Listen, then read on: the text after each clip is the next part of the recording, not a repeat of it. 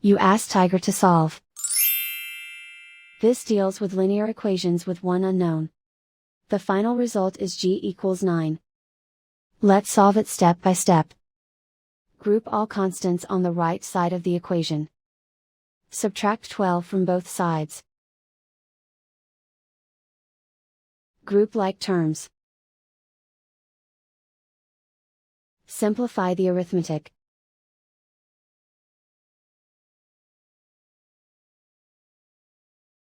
Convert the g into a positive number.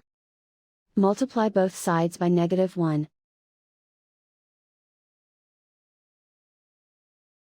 Remove the ones. Simplify the arithmetic.